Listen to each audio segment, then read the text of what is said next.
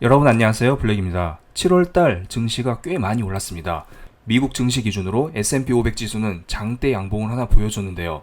이 장대 양봉 크기를 비교하면은 과거 2020년도 코로나 경제 위기가 터졌을 때 상승 전환이 되었었던 그 시점, 이때와 장대 양봉 크기가 얼추 비슷한 모습을 나오고 있습니다. 그러면 많은 사람들이 이렇게 생각을 할 수가 있습니다. 어라? 코로나 경제 위기를 극복했을 때와 비슷한 크기의 장대 양봉이 나왔네. 그렇다면 이제부터는 증시가 상승 반전하지 않을까, 이런 생각을 하실 수도 있겠는데요. 그런데 그렇게만 생각하기에는 시장이 약간 수상한 점이 많이 있습니다. 저는 이번 연준회의 때 파월이 약간 섣부른 발언을 하지 않았나, 이런 생각을 하기도 하는데요.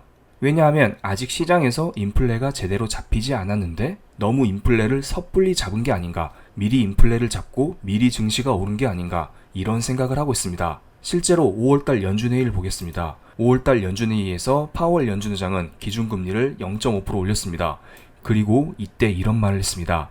앞으로 75bp, 0.75% 금리 인상은 테이블에 없어. 이런 말을 하니까 시장에서 미쳐서 환호하면서 이때 당시 증시가 3% 정도 올랐습니다. 이때 기사를 보겠습니다. 5월 연준회의 직후 5월 5일에 나온 기사입니다. 앞으로 빅스텝 0.5% 금리 인상을 하겠지만은 75bp 자이언트 스텝은 하지 않을 거야, 이런 말을 해버렸죠. 그런데 문제는 그 다음날부터 있었습니다. 파월이 앞으로 75bp 금리 인상을 하지 않는다고 하니까 오 땡큐 이랬는데 곰곰이 생각해보니까 이런 생각이 든 겁니다. 지금 인플레가 심각한데 앞으로 75bp 금리 인상을 하지 않고 인플레를 잡을 수 있을까? 이거 진짜 인플레가 심각해지는 거 아니야?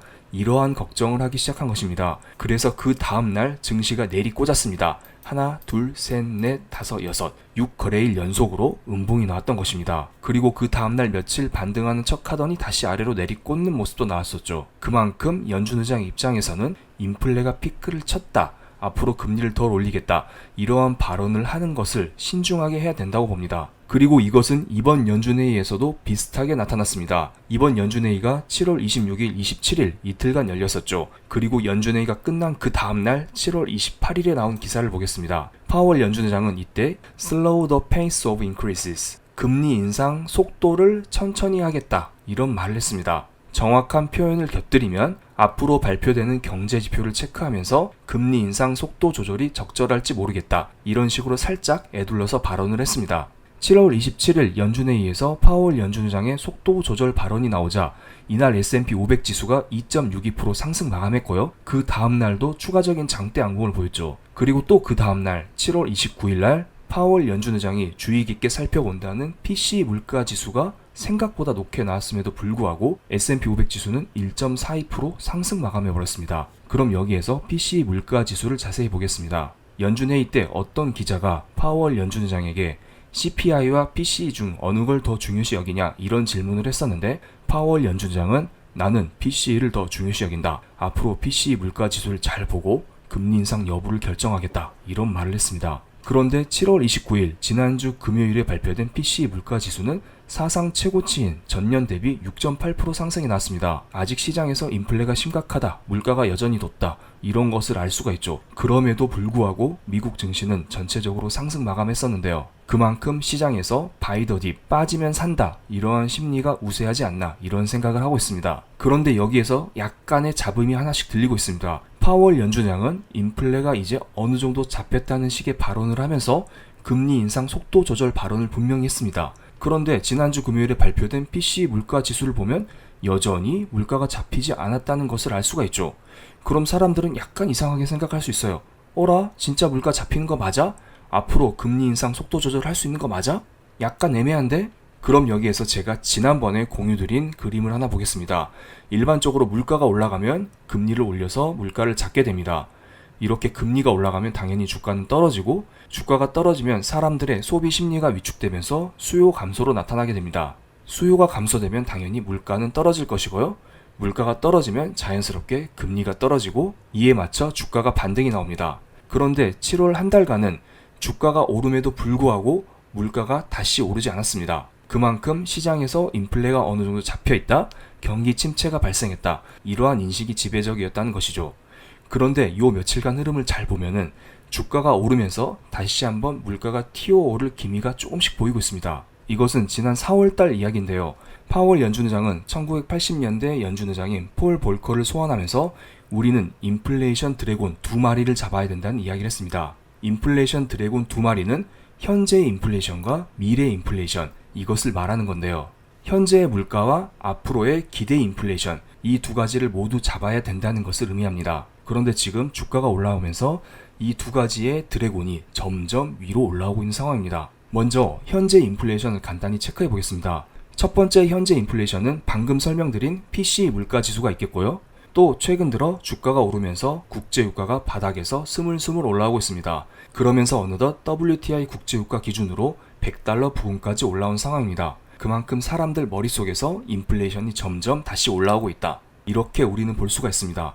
다른 인플레이션 드래곤을 보겠습니다. 이것은 매 분기마다 발표되는 고용 비용 지수를 나타낸 것인데요. 일반적으로 임금을 대표한다고 보시면 될 것 같습니다. 이번 2분기 때 고용 비용 지수는 예상치인 1.2%를 상회한 1.3%가 나왔습니다. 그리고 최근에 고점과 거의 달라진 모습을 보이고 있지 않아요. 현재 많은 사람들이 인플레가 피크를 쳤다고 하는데 고용 비용 지수만 보면 인플레가 피크를 친 모습을 전혀 보이지 않고 있습니다. 다른 물가는 올랐다가 떨어지기도 하지만 임금 같은 경우에는 한 번 오르면 떨어지기 쉽지 않습니다. 그렇기 때문에 고용 비용 지수가 오르고 있다는 것은 앞으로 인플레가 쉽게 꺾이지 않겠구나, 앞으로 인플레가 더 지속될 수 있겠구나, 이것을 우리에게 암시하고 있다고 봅니다. 지금까지 보여드린 세 가지 지표는 현재의 인플레이션 값입니다. 그럼 앞으로 기대 인플레이션, 미래 인플레이션이 어떻게 흘러갈지를 살펴보겠습니다. 이것은 미국의 10년 기대 인플레이션 값인데요. 네모 박스 친 부분을 볼까요? 이때가 3월, 4월, 5월달 10년 기대 인플레 값이 2.9%에서 3% 사이 이렇게 움직였었던 시기였습니다. 이때 미국의 나스닥 지수가 어땠나요? 나스닥 지수가 11,000포인트까지 떨어지고 많은 사람들이 울고 곡소리가 나던 시절이었습니다. 이때 저한테도 많은 상담이 들어왔어요. 주식 이제 팔아야 되나요? 그만해야 되나요? 현금화 시켜야 되나요?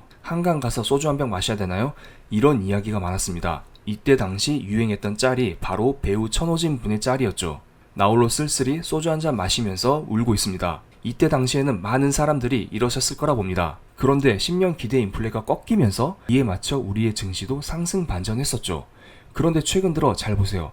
그런데 최근 들어 10년 기대 인플레 값이 조금씩 고개를 들고 있습니다. 아직은 상단 저항대 부근에 딱 걸쳐 있긴 하지만 추세상으로는 10년 기대 인플레 값이 조금 더 오를 가능성이 있어 보입니다. 만약에 이런 식으로 10년 기대 인플레 값이 더 오르게 된다면 이와 반대로 증시는 하락 전환할 수 있는 가능성을 열어둬야 될 것으로 보입니다. 그리고 이번에는 인플레이션과는 조금 결이 다르지만 하이힐드 채권 금리 스프레드를 보겠습니다. 이 수치 역시 주가와 반대로 움직입니다. 이 수치가 올라가고 있다는 것은 중소기업들이 많은 이자를 들여서 돈을 빌려야 된다는 것을 의미하는 것이기 때문에 이 수치는 중소기업들에게 특히 좋지 않고, 중소기업들이 좋지 않으면 미국 경제가 전반적으로 좋지 않기 때문에 미국 증시 자체에도 좋지 않습니다. 최근 들어 하이힐드 채권금리 스프레드가 이렇게 떨어지면서 증시가 전반적으로 오르는 모습이 나왔었는데요. 그런데 하이힐드 채권금리 스프레드가 최근 들어 더 이상 떨어지고 있지 않습니다. 오히려 하단 지지 라인을 딱딱딱 이런 식으로 지지해주는 모습을 보이고 있습니다. 만약에 이러한 하이힐드 채권 금리 스프레드가 다시 한번 반등하게 된다면 우리 증시를 약간은 흔들 수 있는 요지가 되지 않을까요? 그런데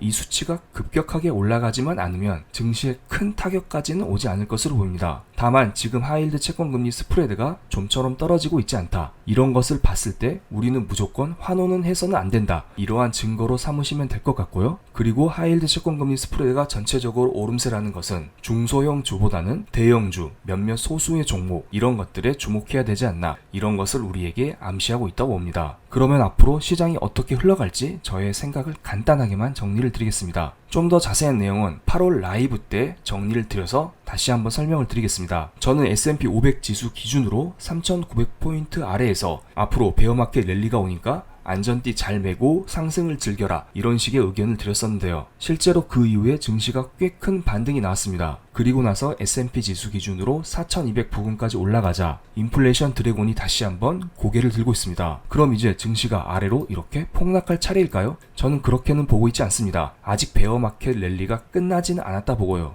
다만 지금 인플레가 스물스물 고개를 들고 있기 때문에 이대로 증시가 올라가기에는 무리가 있지 않나, 어느 정도 조정은 겪을 가능성이 높다고 봅니다. 제가 원래 한 달에 한 번씩 멤버십 라이브를 진행하고 있지만 이번 8월 달에는 시장이 애매하고 혼란스럽기 때문에 전체 라이브를 통해서 구독자님들과 함께 시장에 대해서 토론하는 시간을 갖겠습니다. 그러면서 시장에 대한 저의 전반적인 뷰도 설명드리겠습니다. 그리고 전체 라이브는 제가 바로 진행하고 싶었지만 지금 보시다시피 요즘 저의 목 상태가 좋지 않기 때문에 최대한 빨리 회복하고 최대한 빨리 인사를 드리겠습니다. 그럼 오늘 영상 여기서 마치겠습니다. 감사합니다.